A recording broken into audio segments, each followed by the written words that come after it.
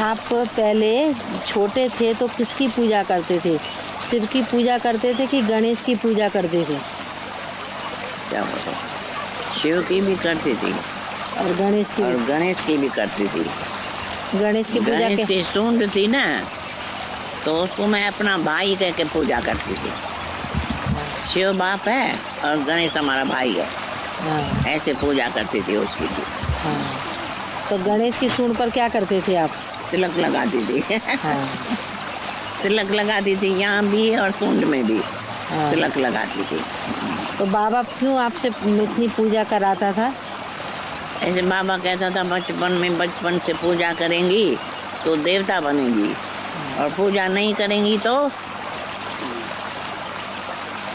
कुछ नहीं रहेंगी, सुखी नहीं रहेंगी, इसलिए पूजा करो। और ये भी पूजा के समय खाना नहीं खाते थे। पूजा के सिवा पूजा करेंगे तो खाना मिलेगा, नहीं तो नहीं मिलेगा। दूध भी बाबा आपको पीने नहीं देता था। पूजा के सिवाय। हाँ, इसलिए आपके दान करने के भी संस्कार दीदी नहीं? हाँ, बहुत दान करती थी। गरीब को देखती थी तो क्या बताऊँ, सब कुछ देती। हाँ हाँ, गरीब को दे करके आप गरीब को देखते थे, कभी फ्राक उतार के दे देते और क्या देते थे दीदी? हाँ, चूड़ी भी उतार के देते थे। एक बार चूड़ी भी उतार के दी, फिर बाबा ने हमको समझाया तो ऐसे गरीबों को चूड़ी बूड़ी सोने की नहीं देनी चाहिए। हाँ। खर्ची दियो तो वो बेचारे खुश हो जाएंगे, फिर खर्ची देती थी। इस तरह से दान पुण्य करने की आदत बहुत पड़ती। दान करेंगी तो सुखी रहेगी, पुण्यात्मा बनेगी, और नहीं तो गड़बड़ हो जाएंगी। इसलिए बाबा दान जरूर कराता था। सेवा करो तो मेवा मिलेगा, सेवा नहीं करेंगी तो मेवा नहीं मिलेगा, भूखे रह जाएंगे। दीदी आपके समय में गिन्नी सिक्के के होते थे पैसे या कागज के नोट होते थे? कागज के नोट तो कभी देखे ही नहीं, और जब पहले कागज के नोट निकले तो हमको किसी ने खर्ची दिया। आप बोलते ना, हमारी नानी ने खर्ची दी, 100 का नोट। खर्ची दिया, 100 का नोट। तो मेरे को क्या पता तो इसमें से 100 रुपया मिलेगा। मैंने देखा ये लिखा हुआ 100 है पर कागज है, मैंने फाड़ दिया। हाँ।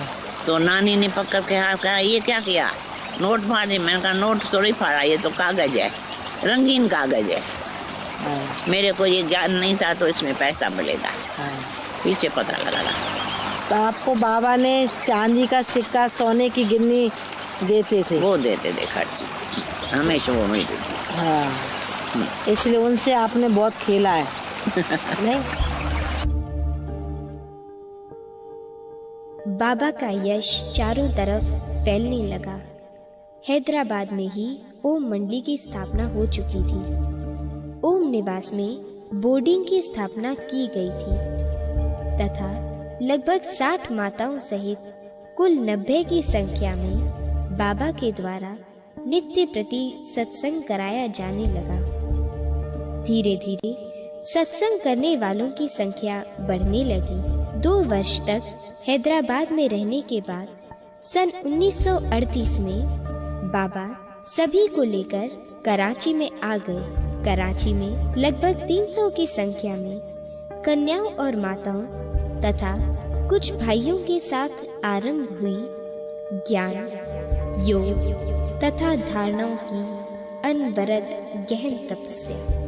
इस प्रकार अप्रैल 1950 तक चली इस तपस्या के द्वारा परमात्मा ने आने वाली सतयुगी दैवी स्वर्णिम संसार की आधारशिला रखा, जो आज सारे विश्व को अपने दिव्य प्रकाश से आलोकित करने वाली दिव्य संस्कारों की रचनाकार परम आदरणीय दादियों के रूप में परिलक्षित हो रहा है। बाबा ने अपने चरित्रों के द्वारा धारणा और सेवा का अनुकरणीय पाठ भी पढ़ाया।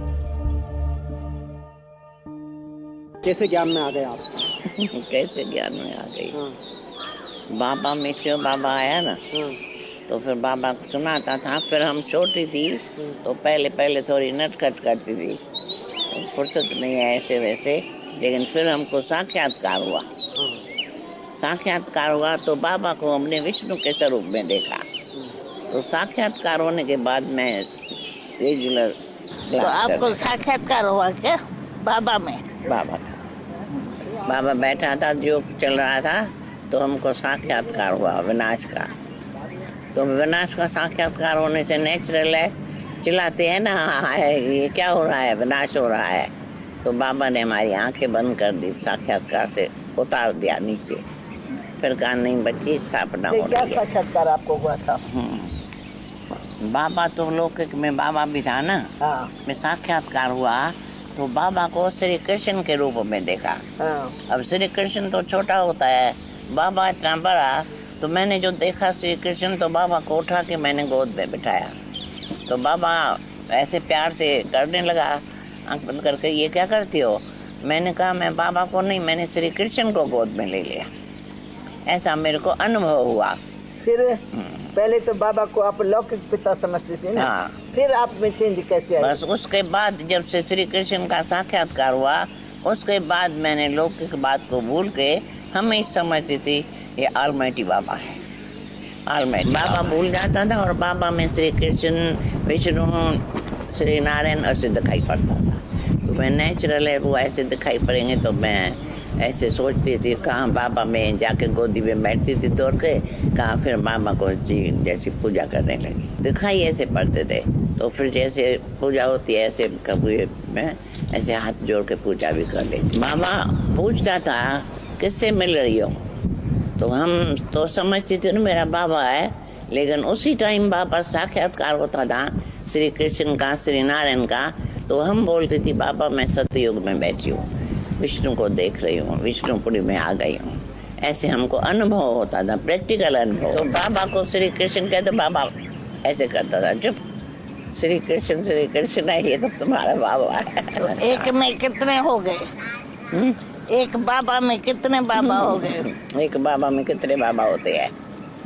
बाबा, शिव बाबा, ब्रह्मा बाबा, श्री कृष्ण, सब एक में 3। सरेंडर कैसे हुई? कैसे हुई? जैसे तुम हुई। यज्ञ में कैसे हुई? बाबा तो बाबा था ना, लौकिक भी बाबा था तो अलौकिक भी बाबा कहने लगे। सब जब ज्ञान में आने लगे तो हम भी ज्ञान में आने लगी। तो सब घर बार छोड़ के, परिवार बेबी थी छोटी, सब कुछ छोड़ के मैं बाबा नहीं, कभी क्लास मिस नहीं करती थी। कुछ भी हो जाए क्लास रेगुलर करते थे, क्योंकि मुरली बाबा सुनाता था ना उसी टाइम में, तो एकदम रेगुलर। कुछ भी हो जाए, तबीयत भी, दम देवता भी आता था तो भी मैं कहती थी आज देवता आया है, कोई हर्जा नहीं है, मैं मुरली जरूर सुनूंगी। दम को एस्थमा होती थी, एस्थमा बहुत होती थी। तो एस्थमा होने के कारण फिर बाबा कभी बोलता था बच्ची कोई हर्जा नहीं है, लेकिन मैं मुरली बाबा की डायरेक्ट सुनने के लिए जरूर जाती थी, कैसे भी हो। आंसू हमारी जो थी ना उसकी बाबा में भावना रहती थी। हमको कभी कोई रोकता था, यहाँ स्ट्राइक है, नहीं गाड़ी मिलती है, तो वो कहती थी इसका बाप मनुष्य नहीं है, वो देवता है, इसको जाने दो, कोई मना नहीं कर सकता है, कैसे भी। इतना दूर पैदल जा नहीं सकती थी, तो क्या करूं, गाड़ी कोई है ही नहीं। तो बैलगाड़ी जा रही थी, उसको मैंने कहा 1 मिनट ठहरो, मैं बैठूं इसमें। तो बेचारा सोच में पड़ गया, क्योंकि मेरे को तो ड्रेस ये पड़ी थी, तो बेचारा सोच में पड़ गया। मैंने कहा सोचो नहीं, मेरे को जाना है, मैं पैदल नहीं कर सकती हूँ, मेरे को इसमें बिठा दो। बैलगाड़ी में बैठ के फिर मैं आगे चली गई क्लास के लिए। दादी जी, जब आप कश्मीर प्रवास पर थे, तब ज्ञान के नशे का कोई रोचक संस्मरण सुनाइए। पहलगाम का पता नहीं, पहलगाम का रास्ता उसने पूछा। वो शहर में एक स्टेज थी, तो मैंने कहा हम परम धाम का रास्ता तुमको ठीक से बता सकती हूँ, अगर तुमको परम धाम चलना है तो मैं बता सकती हूँ, पहलगाम का मेरे को मालूम नहीं है। फिर क्या किया? फिर वो बेचारा पूछने लगा परम धाम का रास्ता क्या होता है। फिर उसको मैंने समझाया, फिर मैंने उसको टाइम दिया, तो तुम आओ, तुमको समझाएंगे तो परम धाम का रास्ता क्या होता है और वहाँ फायदा क्या होता है। परम धाम का रास्ता जानने से तुम्हारी लाइफ जो है ना वो सदा सुखी रहेगी, शांत रहेगा, शांत स्वरूप रहेगा, दुख नहीं होगा, शांति नहीं होगी, वहाँ सुख शांति होता है परम धाम में। ऐसे उसको समझाया तो वो ज्ञान सुनने लगा। उसका नाम तो रिजुमल था, वो उसका बिजनेस था। संदेशी बहन शांतामणि बहन है ना, उसका बाप था। तो उसको जब बताया तो वो बेचारा खुश हो गया, तब से वो ज्ञान में चलने लगा। और ज्ञान में चलते सो उसको शांति मिलती थी। फिर वो परिवार पूरा ले आता था, उसमें आप जानते हो संदेशी वगैरह सब उस ज्ञान में चलने लगे। इस तरह से सेवा में घूमने जाते थे तो सेवा करते रहते थे। दादी की विशेषताएं तो बहुत, दादी की गंभीरता, सहनशीलता। दादी देखो, बाबा की बेटी होते भी दादी ने सब काम किए। ये चप्पल सिलाई करना, एक छोटी कोठी में बैठी रहती, बर्तन मांजना। मैंने चंपल टूट जाए और मैं गुलामी करूं तो भाई जाके बनवा के आओ, तो बाबा कहता था मोची जितना भी तुमको अक्ल नहीं है जो चंपल ठीक कर सको। बोलती हो बनवा के लाओ, मोहताजी करते हो। सरताज बनना है तो सब कुछ सीखो, सब कुछ करो। और हम करते रहे, प्रैक्टिकल करते रहे। मकान भी बनाने सिखाया, रंग लगाते थे। मैं किसी भी बात की गुलामी नहीं करनी है, भाई हम कर नहीं सकते हैं तुम करो, नहीं, हमेशा मालिक बन के रहो, तब तो विश्व का मालिक बनेंगे ना। इसलिए तभी बाबा कहता है 16 कला संपूर्ण बनना है तो सब कुछ सीखना पड़ेगा। सब कुछ सीखना पड़ेगा और प्रैक्टिकल सिखाया बाबा ने।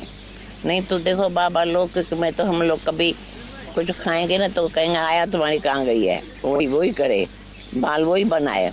ज्ञान में आने के बाद जूता भी बनाओ। कितना फर्क पड़ गया। लौकिक में नहीं करते थे, लौकिक में तो बाबा कंघी करते थे, कंघी लेके फेंकता था, आया कहाँ गई है तुम्हारी। दो आया ही रखता था, मारवाड़ी और अंग्रेजी। और ज्ञान में आके तो बाबा ने एकदम एकानामी सिखा दी। एकदम एकानामी तो क्या, सेवा खूब कराई। बाबा का चप्पल कभी टूट गया तो हमको कहा तो जो मैं खुद बैठ के बनाया और मैं सीख गई, होशियार हो गई। सीख गई। एकानामी भी बाबा ने बहुत सिखाई ना, इसलिए आप में भी बड़े एकानामी के संस्कार हैं। अभी भी है, अभी भी है। अभी कैसे है दीदी? मामा कहता था कम खर्च वाला नशीन रहो, खर्चा कम करो लेकिन काम अच्छा करो, रॉयल्टी से रहो, समझा। वेस्ट नहीं करना है कुछ। बाबा को ना शब्द पसंद नहीं आता था, हमेशा कहता था हर बात में जी हाँ करो, ना नहीं बोलो। ना नहीं बोला, ना माना क्या? जी हाँ, ना माना नास्तिक, जी हाँ माना आस्तिक। सब बात में, क्योंकि हम लोग उसी टाइम सेवा करते थे ना बहुत, हर बात में सेवा, तो सेवा में हम ना नहीं करें।